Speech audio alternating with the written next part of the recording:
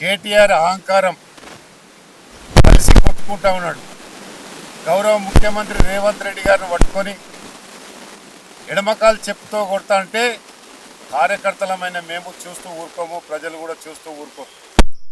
శ్రీమతి సోనియా గాంధీ తెలంగాణ కోసం 16,000 కోట్ల ధనిక రాష్ట్రంగా ఇస్తే మరి దరిద్రులు 8 లక్షల కోట్లు ఇలా అప్పు చేసినందుకు వీళ్ళను ఏ చెప్పుతో కొట్టాలని నేను ఈ రకంగా ప్రశ్నిస్తా ఉన్నా. కాళేశ్వరం ప్రాజెక్టును అవినీతిమయం చేసిన కేసీఆర్ కుటుంబాన్ని ఎడమకాలు చెప్పుతో కొట్టినా తప్పు లేదని సందర్భంగా మనం చేస్తాను. ఈ కార్ రేస్ లో నీ యొక్క అవినీతిని బయట పెట్టి నిన్ను ఎడమకాలు చెప్పుతోని కొడతామన్న సంగతి కూడా ఈ సందర్భంగా మనం చేస్తున్నాను. ఏ నిధుల కోసము, ఏ నీళ్ల కోసము, ఏ దానికోసం ట్యాగ్ లైన్ల తుంగలో తగ్గిన దరిద్రుడు నిన్ను ఏ ఎడమకాలు చెప్పుతోని కొట్టి తీర్తామని ఈ సందర్భంగా మనం చేస్తాను. 2023లో సాధారణ ఎన్నికల్లో నిన్ను చెప్పుతోని కొట్టినాం, అయినా నీకు సిగ్గు రాలేదు. అదే విధంగా కాంటోన్మెంట్ ఎన్నికల్లో 2 చెప్పులతో కొట్టినా గానీ మీకు సిగ్గు రాలేదు. జూబ్లీహిల్స్ ఎన్నికల్లో చెప్పుల దండ వేస్తే కూడా నీకు సిగ్గు రాలేదు. సర్పంచ్ ఎన్నికలలో మీకు భూస్థాపితం చేస్తే కూడా 2 చెప్పులతో కొడితే కూడా మీకు సిగ్గు రాలేదు. మీ సొంత చెల్లెలే లిక్కర్ కేసులో ఇరికి మీ అవినీతిని బయట పెడితే మిమ్మల్ని ఏ చెప్పుతో కొట్టాలా అనేది ఈ సందర్భంగా మనవి చేస్తా ఉన్నాను. గుర్తుపెట్టుకో కేటీఆర్, నీ అహంకారానికి పరాకాష్ట. ఏ అభివృద్ధి వైపు తీసుకుపోతున్న ముఖ్యమంత్రి గారిని పట్టుకొని నువ్వు చెప్పుల గురించి మాట్లాడితే కాంగ్రెస్ పార్టీ కార్యకర్తలు నీ నాలుక చీరేస్తారన్న సంగతి కూడా ఈ సందర్భంగా మనవి చేస్తున్నాను. గతంలో ధ్వంసం చేసినంత ఉద్యోగాల ధ్వంసం గురించి నిన్ను చెప్పుతోని కొట్టాలనా? అదే విధంగా నీళ్ళ ధ్వంసం చేసినందుకు నిన్ను ఏ చెప్పుతోని కొట్టాలి? అదే విధంగా ఉద్యోగాలను మోసం చేసినందుకు ఎడమకాలు చెప్పుతోని కొట్టి తీరుతామని సందర్భంగా మనం చేస్తున్నాం. చెప్పుల పోటీ పెడితే మరి నువ్వు తట్టుకోలేవు, నీళ్లు లేని బాయిల పడి చేస్తావని సందర్భంగా నేను డిమాండ్ చేస్తా ఉన్నాను. ఇంకొకసారి శిఖరం లాంటి మా గౌరవ ముఖ్యమంత్రి రేవంత్ రెడ్డి గారిని పట్టుకొని చెప్పులు గిప్పులు మాట్లాడితే నిన్ను చెప్పుల దండ వేసి గాడిద మీద ఊరేగిస్తామని చెప్పడంలో ఎలాంటి అతిశక్తి లేదని సందర్భంగా నేను డిమాండ్ చేస్తున్నాను. మరొకసారి ఇదే భాషను ఉపయోగిస్తే నేను ప్రగతి భవన్ ను, మన టిఆర్ఎస్ భవన్ ను ముట్టడించి తీరుతామని కూడా ఈ సందర్భంగా వారికి హెచ్చరిస్తా ఉన్నాను.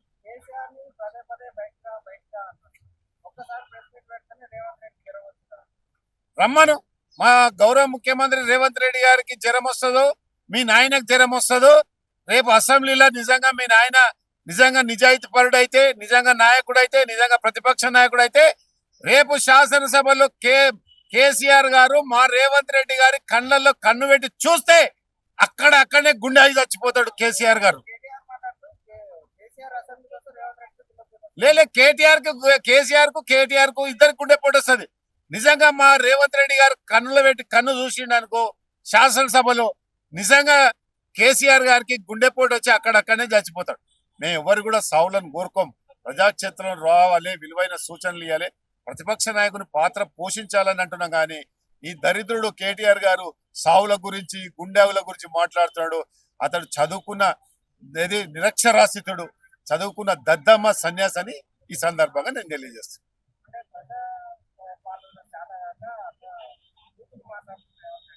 ఎవరు ప్రజాపాలన ఎక్కడి నుంచి అవుతుంది? 10 సంవత్సరాలు సెక్రటరియట్ అని ముఖ్యమంత్రిని చూసాం. 10 సంవత్సరాలు ప్రగతి భవన్ కే పరిమితమైన ముఖ్యమంత్రిని చేశాం. ఈ రోజు గౌరవ ముఖ్యమంత్రి రేవంత్ రెడ్డి గారు సెక్రటరియట్ కు వస్తా ఉన్నారు. వారు వచ్చిన తర్వాత ఎల్బీ స్టేడియం సాక్షిగా ఉద్యోగాలు ఇచ్చాం. వాళ్ళు వచ్చిన తర్వాత రైతు భరోసా, రైతు రుణమాఫీ, అదే విధంగా గృహలక్ష్మి కింద మహిళలకు 1 కోటి మహిళలకు కోటీశ్వరులు చేస్తా అని ఈ రోజు భగీరథ ప్రయత్నం చేస్తా ఉన్నాడు. అదే విధంగా ఈ రోజు ఎమ్మెల్యేలకు కలుస్తున్నాడు, మంత్రులకు కలుస్తున్నాడు, నాలాంటి కార్యకర్తలకు కలుస్తా ఉన్నాడు. ఎక్కడ కూడా ముఖ్యమంత్రి గారు 2 సంవత్సరాల్లో 1 గంట సెలవు తీసుకున్న సందర్భం చూపించమని నేను డిమాండ్ చేస్తా ఉన్నాను.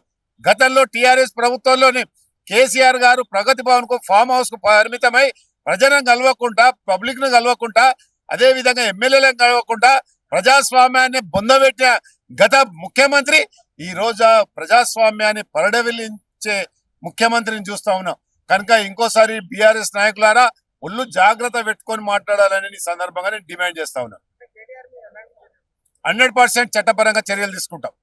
ఎందుకంటే ఒక శిఖరం లాంటి ముఖ్యమంత్రిని పట్టుకొని ఒక జెడ్పీటీసీ నుంచి, ఒక శాసన మండలి నుంచి మెంబర్గా అదే విధంగా శాసనసభ్యులుగా, పార్లమెంట్ సభ్యులుగా, వర్కింగ్ ప్రెసిడెంట్ గా అదే ఈరోజు ముఖ్యమంత్రిగా అంచెలంచెలు ఎదిగొచ్చిన ముఖ్యమంత్రి, అదే విధంగా ఒక గ్రామీణ స్థాయి నుంచి ఒక వ్యవసాయ కుటుంబం నుంచి వచ్చిన ముఖ్యమంత్రిని పట్టుకొని నువ్వు ఇష్టానుసారంగా నీ తండ్రి పేరు చెప్పుకొని సిరిసిల్ల గెలవలే, సొంతంగా మరి జిల్లా పరిషత్ మెంబర్ నుంచి ఈ రోజు ముఖ్యమంత్రిగా గెలిచినంటే స్వయం కృషితోని పైకి వచ్చింది. కాబట్టి ఇలాంటి వ్యాఖ్యలు చేస్తే చట్టరీత ఖచ్చితంగా పోలీస్ స్టేషన్లో కేసులు పెడతాం. సిరిసిల్లలో ఆయన డిపాజిట్ రాకుండా చూసుకోమని చెప్పండి. సిరిసిల్లలో ఆయన డిపాజిట్ ఆయన సిరిసిల్లలో తీసుకోమను, సిద్దిపేటలో అలా భావం చూసుకోమను, గజ్వేల్లో కేసీఆర్ గెలవమను. నేను ఓపెన్ ఛాలెంజ్ విసురుతున్నా ఈ రోజు.